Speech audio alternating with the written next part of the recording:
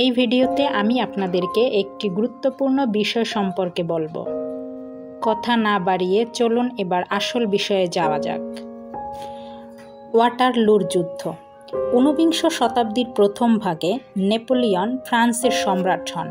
এরপর দখল করতে শুরু করেন ইউরোপের অন্যান্য দেশ। ফলে ওই দেশগুলো একত্র হয়ে মিত্র শক্তি গঠন করে এবং নেপোলিয়নের বিরুদ্ধে যুদ্ধ ঘোষণা করে। 1814 সালে প্রুশিয়া, অস্ট্রিয়া সহ বেশ কিছু দেশের সেনাবাহিনী ফ্রান্স আক্রমণ করে এবং নেপোলিয়নকে ক্ষমতাচ্যুত করে সেন্ট হেলেনা দ্বীপে নির্বাসন দেয়।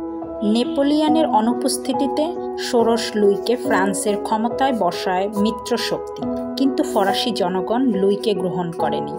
নেপোলিয়ন এই সুযোগ কাজে লাগান এবং ফের সিংহাসনে অধিষ্ঠিত হন।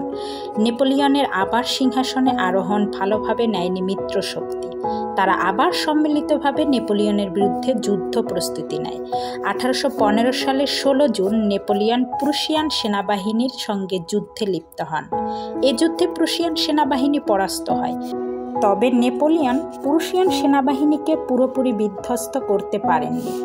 1815 সালের 18 জুন নেপোলিয়ন প্রায় 72,000 সৈন্য নিয়ে ডিউক অব ওয়েলিংটন আর্থার ওয়েলেসলির নেতৃত্বে 68,000 সৈন্য বিশিষ্ট ব্রিটিশ সেনাবাহিনীর মুখোমুখি হন।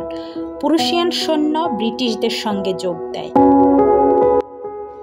বেলজিয়ামের ওয়াটারলু নামক স্থানে ফরাসি সম্রাট নেপোলিয়ন বোনাপার্টের বাহিনী ও সম্মিলিত ব্রিটিশ প্রুশিয়ান বাহিনীর মধ্যে যুদ্ধ সংগঠিত হয়।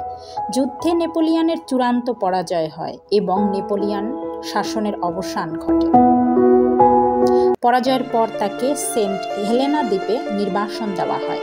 সেখানেই 51 বছর বয়সে তিনি মৃত্যুবরণ করেন।